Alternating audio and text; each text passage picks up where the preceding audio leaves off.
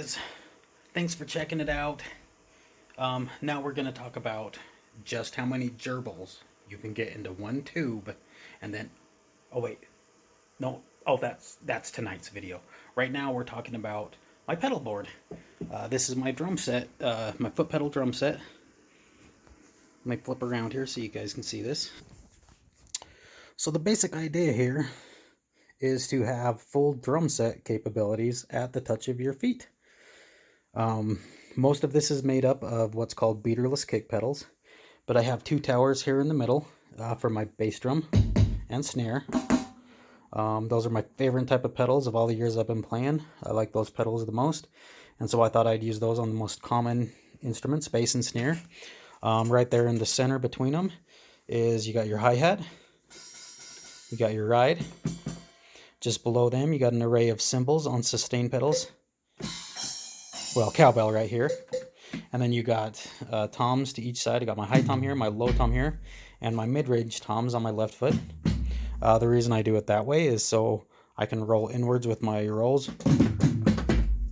That way I can get back to stomping the beat, but also it allows me to be able to stomp two at the same time. I can get the bass drum and the snare right here, or the bass drum and the floor tom right here. You can get the toms together, high tom and low tom together, mid toms together, hi-hat and snare obviously together, ride and snare together. Just below those, just within reach of my heel, would be the sustain pedals, and I have to use that type because it's the only type that was small enough to be able to use in that section.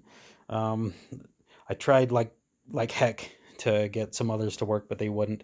And unfortunately, my brain outputs here, my modules, they only control certain types of pedals, so not a lot of them will control these.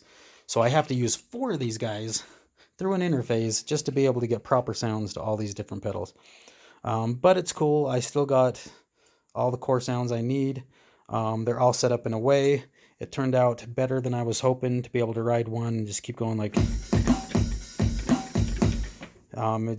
It just worked out well. So I'm really hoping to get this invention off the ground and make it in a more reasonable form to get rid of all this mess of nasty wires that I have to deal with. Also just make them more manageable and movable. Obviously, as you can see, I've had to fix them all down with screws, weights on my towers, zip ties, duct tape, hair ties, even hair ties to help just keep them from bouncing so much, as you can see, or rubber bands. If they bounce too much, they're in the way when you try to move back and forth between them. So it helps that way. Not completely, but at least it helps. So that's my idea. Just be able to play full drums.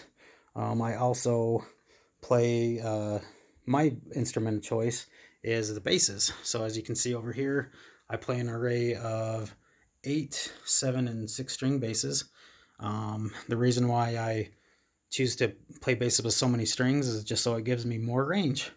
I can do guitar parts, I can do keyboard parts, transpose them onto the bass, play them comfortably. I'm definitely not a master at the bass by any means, but I just like to be able to have a wide range of sounds and notes I can hit. My 8-string bass over there has actually 26 frets, if you can see that, so I love that bass. But anyways, yeah, this is my invention. Let me know if you have any questions. I hope you like it. Hey guys, thanks for checking it out. If you have any questions, feel free to email me. I love talking about this and going over it. I'm sure looking at all this different work I had to put to get this thing together, all the mess of wires and nonsense, probably go, wow, this guy's got no social life. Well, let's just end the video there. But if you're an investor and you love what I'm doing, help me make this become more of a reality, more in a more reasonable fashion, I would love that. Feel free to message me, and thanks so much for watching. Get you on the next one.